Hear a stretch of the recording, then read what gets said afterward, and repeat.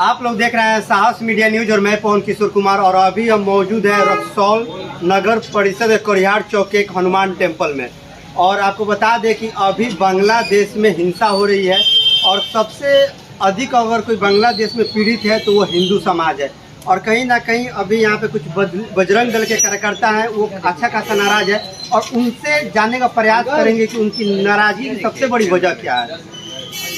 तो आप लोग अभी मौजूद है हनुमान टेम्पल में और आपने सुना कि बांग्लादेश में बगावत चल रही है, कहीं ना कहीं हिंदुओं पर आफत, इसको लेकर क्या कहना चाहिए? इसको लेके कहना नहीं चाहेंगे, अपील करना चाहेंगे कि जितने भी हिंदू हैं हमारे, जो अभी तक बैठ के हमारे देख रहे हैं, वो इस चीज़ को समझने का कोशिश करें कि इस्लामिक स्टेट में या इस्लामिक कंट्री में कोई भी हिंदू सेफ नहीं है। ये मेरी जवानी नहीं, ये डाटा का जवानी है। कहीं भी कुछ भी होता है, आपस में कुछ भी होता है, सिर्फ टारगेट हर जगह इसी का देन है कि मतलब 1500 साल पहले जो धर्म आया वो 56 कंट्री में इस्टेब्लिश हो गया, लेकिन एक धर्म जो आदि काल से है, सनातन है, वो आज तक किसी एक देश में, कोई एक देश हिंदू राष्ट्र नहीं बनता है। हमारा बगल पड़ोसी देश नेपाल था, उससे भी हिंदू राष्ट्र हट गया, उसमें भी कुछ सेकुलर लोग आ गए, उसको सेकुलर राष्ट्र बना दिया। तो हमारा क्वेश्चन है, क्यों कहीं कुछ भी होता है तो घूम फिर के हिंदू मुस्लिम जाता है? क्यों हिंदुओं को हर जगह टारगेट किया जाता है? क्यों बांग्लादेश में जब राइट गवर्नमेंट और नॉर्मल लोगों के बीचों में थी, वो राइट हिंदू मुस्लिम में क्यों खींचा गया? क्यों हिंदू मंदिरों को तोड़ा गया? क्यों वहाँ पे इस्कॉन टेम्पल को तोड़ा गया? क्यों काली मंदिर को तोड़ा गया? क्यों हमारी बहन बेटियों के साथ रेप हुआ? ये मेरी जुबानी नहीं है, ये डाटा, ये गूगल पे अवेलेबल है, न्यूज़ पे अवेलेबल है, हर जगह जगह टीवियों पे चल रहा है। क्यों लोगों को मारा जा रहा है? दर्द का इतना खौफनाक वीडियो आ रहा है, लोग गेट बंद करके दुहाई मांग रहे हैं कि छोड़ दिया जाए और उनको भी नहीं छोड़ा जा रहा है। आखिर क्यों? 5 अगस्त 2024 को आरक्षण के मामले को लेकर छात्रों ने उग्र प्रदर्शन किया और उसी दिन शेख हसीना के सरकारी आवास पर धावा बोल दिया, जिसके बाद शेख हसीना को सेना के वायुयान द्वारा उनको भारत में आकर शरण लेना पड़ा। लेकिन उसके बाद कहीं ना कहीं हिंदुओं पे लगातार उनके दुकानों को लूटा जा रहा है, उनके घरों में आगजनी किया जा रहा है, लड़कियों और महिलाओं के साथ दुष्कर्म की घटना को अंजाम दिया जा रहा है। तो ऐसी घटना जो लगातार अभी बांग्लादेश में हो रही है, तो ये कैसे रुकेगी?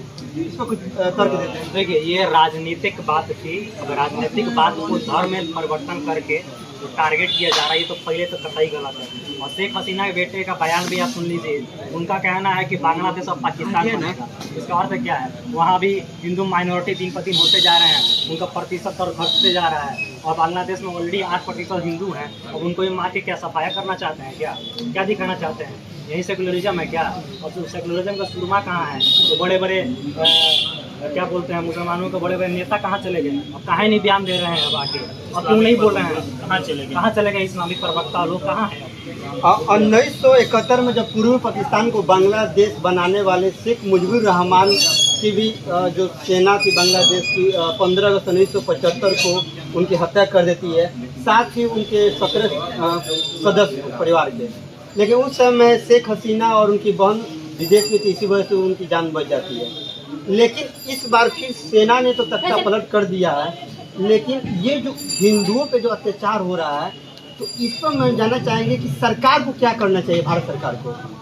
देखिए, भारत सरकार ऑलरेडी इसके पहले पूर्व में G20 की बैठक कर चुकी है। भारत अब देखिए तीसरी या चौथी पावर है पूरे वर्ल्ड में। अब इनको कहीं ना कहीं इस मामले में आगे आना होगा, बोलना होगा, इस चीज़ को रोकथाम करना पड़ेगा। देखिए, वहाँ पे तकरीबन 100 से ज़्यादा भी हमारे इंडिया से ही ट्रक वाले भी गए थे, वहाँ फंसे थे, उनको तो निकाल दिया गया वहाँ के प्रशासन द्वारा, यहाँ से मदद भेजी। अब रहे बात वहाँ के हिंदुओं की, जो माइनॉरिटी है, उनको बचाने का प्रयास किया जाए और इस पर टीका टिप्पणी हो, इस पर खुल के सरकार हमारी सामने है। यानी पूर्वी पाकिस्तान को जब बांग्लादेश बनाया गया था, उस समय हिंदुओं की जनसंख्या 8 करोड़ थी, लेकिन अभी वर्तमान में हिंदुओं की जनसंख्या 1 करोड़ 37 लाख है बांग्लादेश में।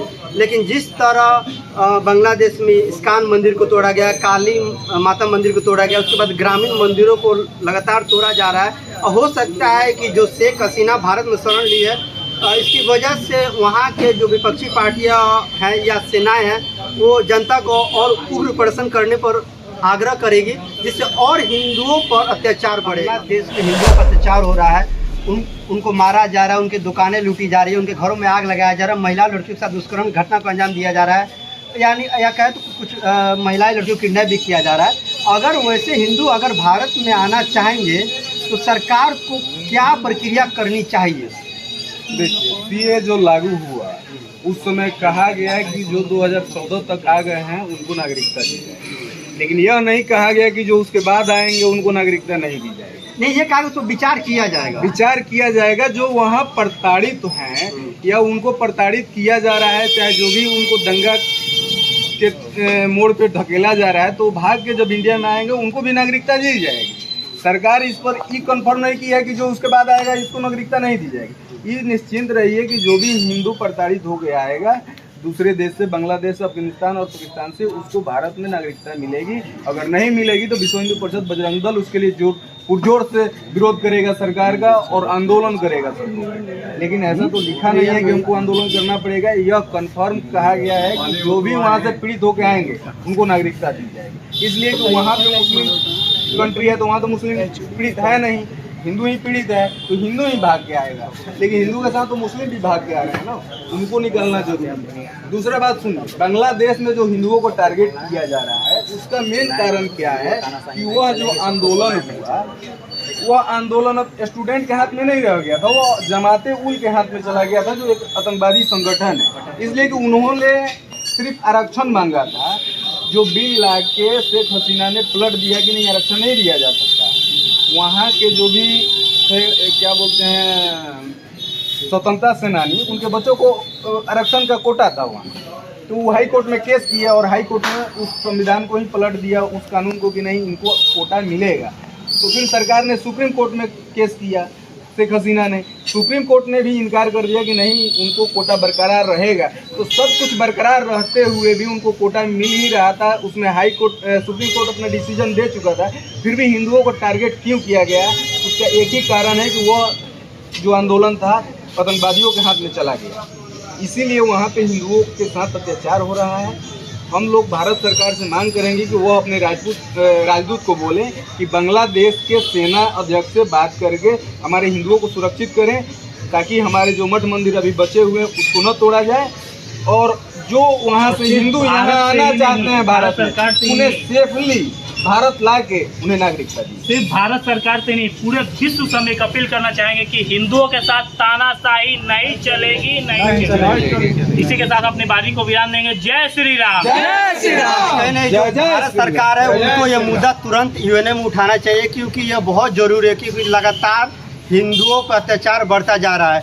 और अभी जो बांग्लादेश की प्रधानमंत्री शेख हसीना है वो भारत में शरण ले चुकी है, लेकिन ऐसे जानकारी मिल रही है कि वो फिनलैंड या ब्रिटेन जा सकती है। तो चलिए, आपने देखा कि बजरंग दल के जो भी कार्यकर्ता थे उनको रोष है, गुस्सा है कि वो जिस तरह हिंदुओं पर अत्याचार बढ़ रहा है उसका विरोध कर रहे हैं। तो चलिए, हमारे ये प्रयास कैसा लगा कमेंट में जवाब जरूर दे। समाज से बड़ा कोई धर्म नहीं। जय हिंद, जय भारत।